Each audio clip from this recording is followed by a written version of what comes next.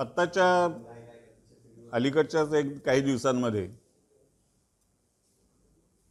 उद्धव ठाकरे यांनी माननीय देवेंद्रजी फडणवीसांबद्दल जी भाषा वापरली, एकेरीची भाषा वापरली, ती महाराष्ट्रामधली अत्यंत अभूतपूर्व घटना आहे। मी गेली 50 वर्ष महाराष्ट्राच्या राजकारणामध्ये वावरतोय।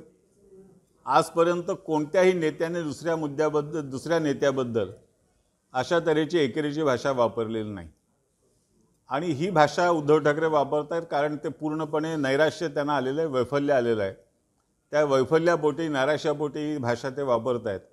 परंतु अशा तऱ्हेची संपवण्याची भाषा, अशा तऱ्हेची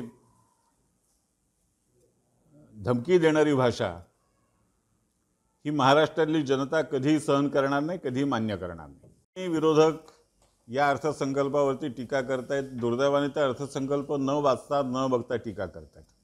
एक साधं उदाहरण द्यायचं झालं तर महाराष्ट्रासाठी काही तरतूद नाही म्हणून एक आरडाओरडा सुरू झाला। लगेच संसदेमध्ये निदर्शनं करण्याचा उद्योग केला गेला।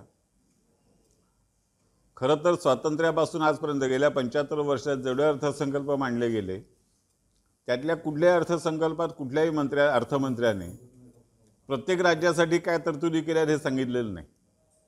कुठल्या तरी एखाद दोन राज्यांचा उल्लेख विशिष्ट कारणांसाठी केला जातो, पण याचा अर्थ बाकीच्या राज्यांसाठी काही नाही असं होत नाही। याही अर्थसंकल्पामध्ये आंध्र प्रदेश आणि बिहारचा उल्लेख जरी केला गेला तरी या दोघांना मिळून जे पॅकेज दिलंय त्याच्यापेक्षा कितीतरी जास्त तरतूद एकट्या महाराष्ट्रातल्या एका प्रकल्पासाठी आहे। आणि ते म्हणजे महाराष्ट्रातला वाढवण बंदर। 76,000 कोटी रुपयांचा हा प्रकल्प महाराष्ट्रामध्ये आलेला आहे। हा प्रकल्प जेव्हा पूर्ण होईल तेव्हा भारतातलं नाही तर आशियातलं सर्वात मोठं बंदर वाढवण बंदर असेल। आणि त्याच्यातून जी रोजगार निर्मिती होणार आहे 2 लाख थेट रोजगार नव्याने निर्माण होणार आहेत। आणि शिवाय अनुषंगिक उद्योग व्यवसाय जो उभे राहतील त्याच्यामधून निर्माण होणाऱ्या रोजगारांची संख्या अधिक असेल।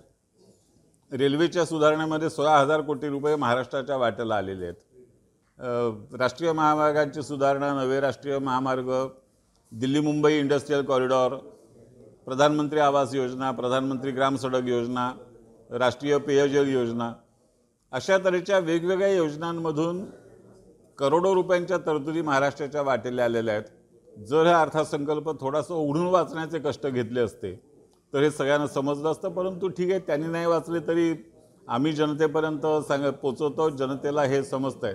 आणि त्यामुळे मला विश्वास आहे की जनता कुठल्याही अपप्रचारावर विश्वास ठेवणार नाही।